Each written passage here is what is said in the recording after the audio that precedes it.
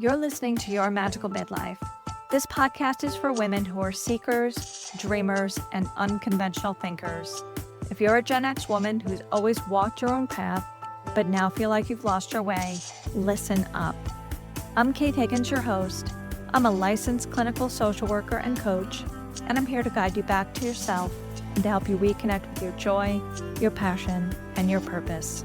Midlife knocked me sideways. I was not prepared for all the challenges that piled up one by one. Everything in my life felt like it was imploding, including my health and my sense of self. By the time I hit 50, I was completely lost. But here's the good part. I'm finding my way, and so can you.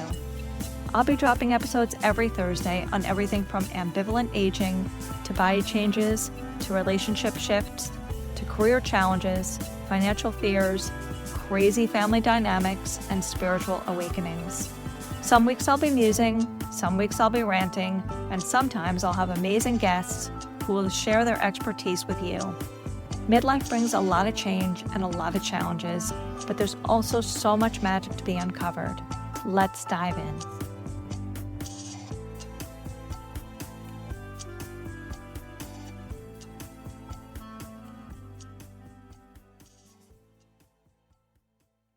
I don't fit into my favorite dress right now, and I am bummed the fuck out. I'm freaked out, I'm upset, and I'm trying really hard to not let it get the better of me. I don't want to be a middle-aged woman with an eating disorder. Like many of us Gen Xers, I grew up in the 80s, in the time of super fitness, in the time of supermodels who looked tall and lean and athletic. And even though I was never even close to a supermodel physique, I'm very, very short, I still hold myself to that really thin ideal. And I want to be more comfortable with my body, especially how my body has changed and how it's aged and everything it's been through. It's been through a lot. I'm sure your body's been through a lot too. At 54, I'm post-hysterectomy. I am post-menopausal because I'm post-hysterectomy, and I probably would be post-menopausal anyway had I not had the hysterectomy because, again, I'm 54. I mean, I'm active, but I eat reasonably well. That's the thing that pisses me off is I feel like I walk every day for an hour and 45 minutes because that's how long it takes me to walk 6 miles. And I eat reasonably well. I don't really drink. So I can't really figure out why my weight is creeping up, except for the fact that I'm 54 and had a hysterectomy and am in menopause, and this just might be the way it is now. And that is really hard.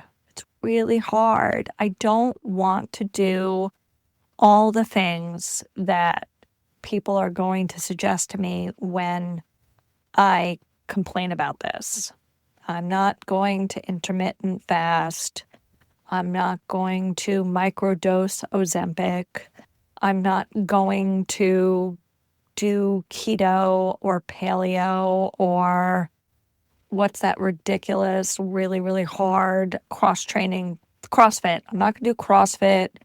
I'm not going to spin. I'm not going to join Orange Theory. I'm not going to do any of those things.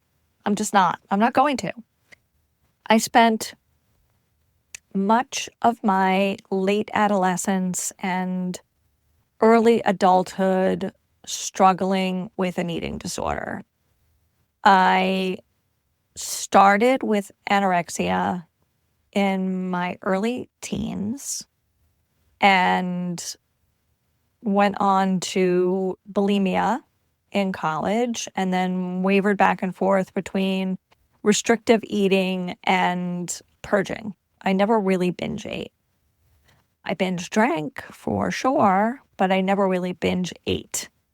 So I don't want to continue a path of disordered eating. I was talking to my partner about it not about like the fact that I couldn't fit into my dress, because like honestly, like what man wants to hear a woman complain about her body, especially at this point? That is the most boring thing, to complain about your body. Complaining about your weight is probably the least interesting, least creative thing you can do. And I'm so tired of it. I'm so tired of being obsessed with my body. And yet I'm not willing to just be like, fuck it, pass the Pringles. I'm going to just buy a couple pairs of pants, a couple of sizes up, and just live my life. I can't do that either. I can't bring myself to do it. I want to stay a reasonable size. And not that being 30 pounds heavier than where I would be now would be unreasonable. It would be like really average. And I don't want to shame anyone who might be listening to this who's carrying extra weight. That's not the point of this. I want to look like myself. So I'm struggling between wanting to look like the version of myself that's in my head and still accept that as you age, your metabolism slows down and you're not going to have a small waist or a defined waist. You might have a little belly. You might be a little heavier than you're used to seeing yourself. That's like a running joke in the house, because a couple of years ago, my boyfriend packed on a couple of pounds and he asked me flat out about it. And he was like, do I look, heavy to you? And I think I flubbed out like, well, you're heavier than I'm used to seeing you. And that became like a big joke in the house. So I'm heavier than I'm used to seeing myself. And I'm not comfortable with it. I'm really not comfortable with it. And I'm ping-ponging between just wanting to be in acceptance and wanting to punish myself. I want to punish myself with exercise and changing my habits. And the thing is, I can't even pinpoint like what I'm eating that would cause like a probably 10 to 15 pound weight gain, except that when my dad was really sick and tanking and I went up to Delaware and I was up there for like 3 weeks, this was in the middle of September to the middle of October, I was eating takeout food every day for 3 weeks. And then I got home and I was sluggish and I was depressed and my dad had died. And I just had a really hard time getting myself up and back on track. And I still really haven't. I'm walking every day, but not first thing in the morning anymore.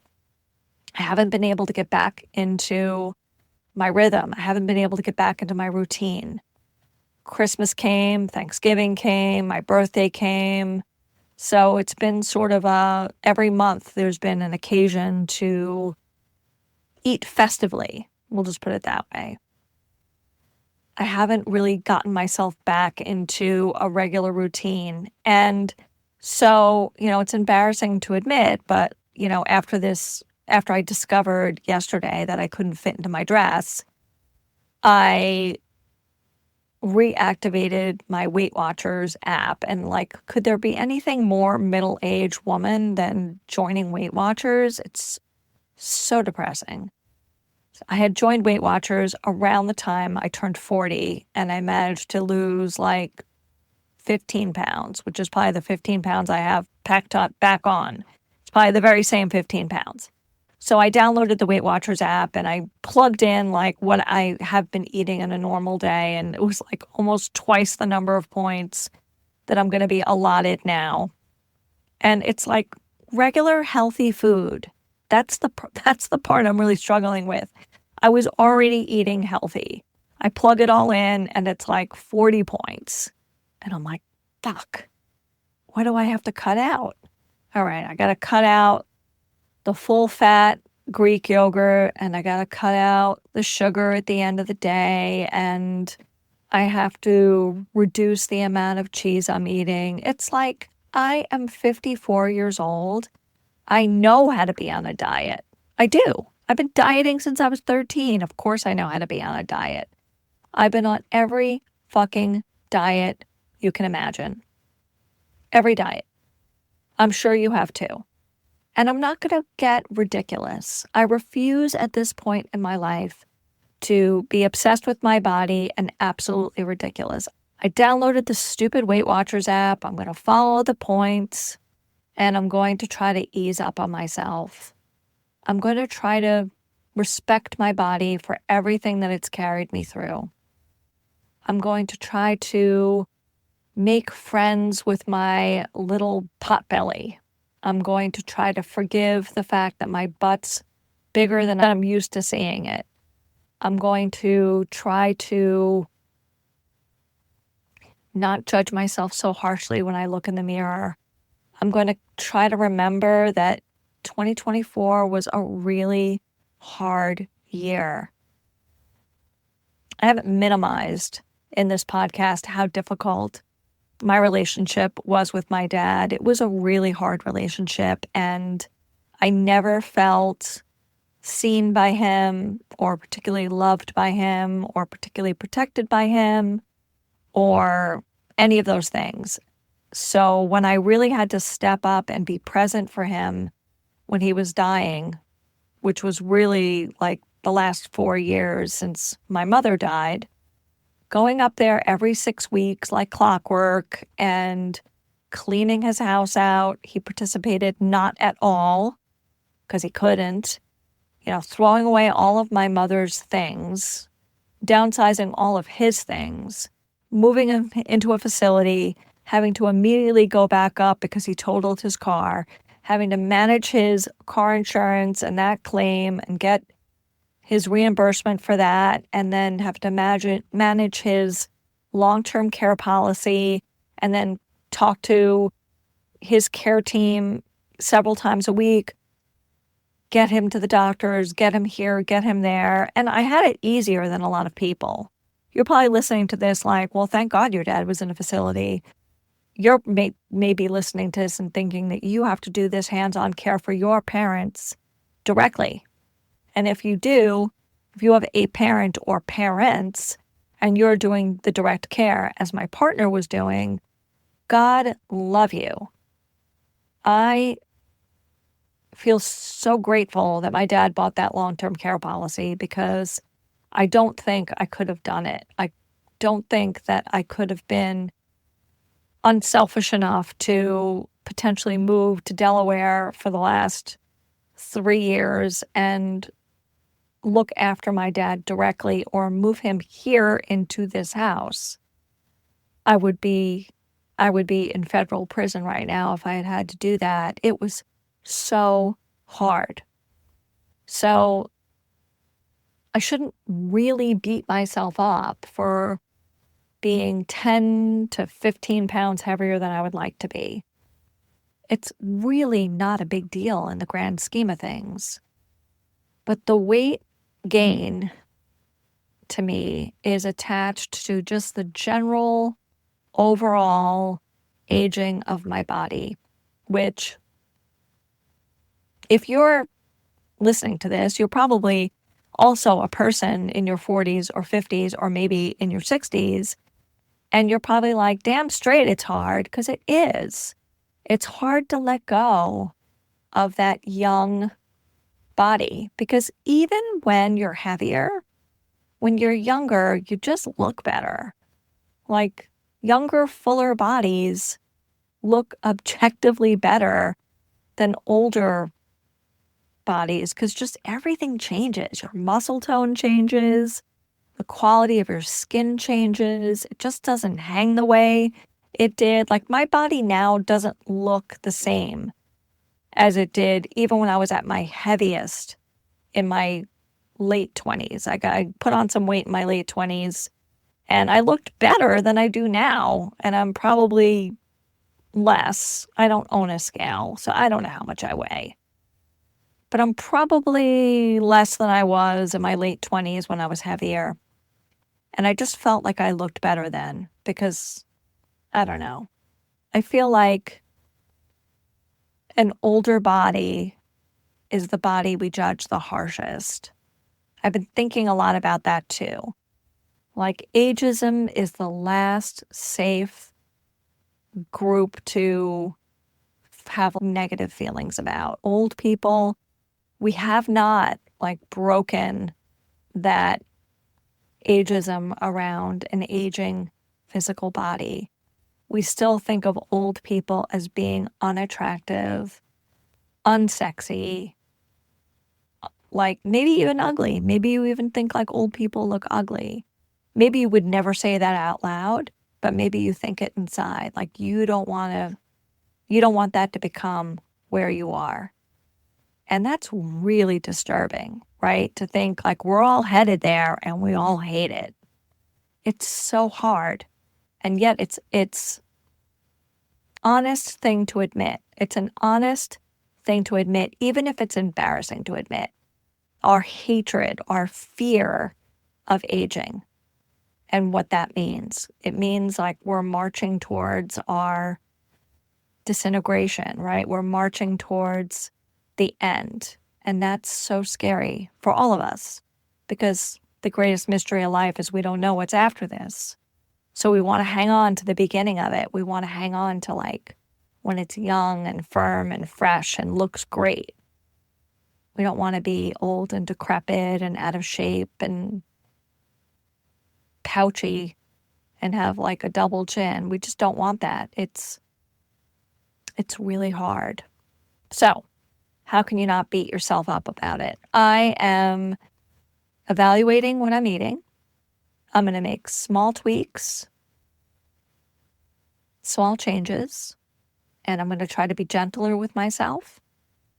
And I'm going to take the things I don't fit into right now and put them in the back of my closet. And I'm not going to try them on for 3 months. And we'll see how those small changes and small tweaks move the needle or don't.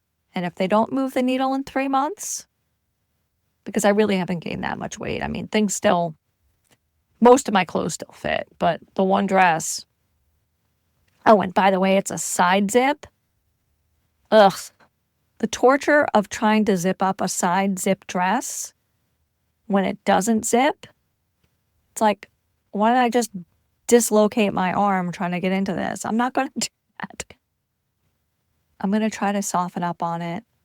I'm going to try to soften myself, soften my attitude as my body is already softened.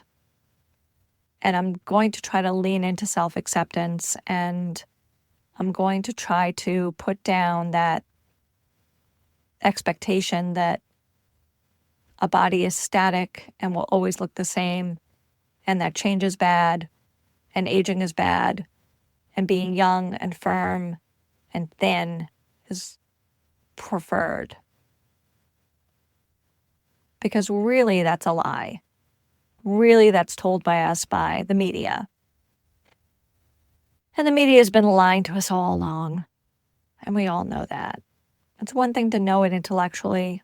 It's another to know it in your soul. So if this episode resonates with you, I would love you to email me and let me know your thoughts on your body as it's shifted, as it changes, as it's softened, as it's morphed. And let me know where you are in your acceptance. Have a great week. Thank you so much for listening to Your Magical Midlife.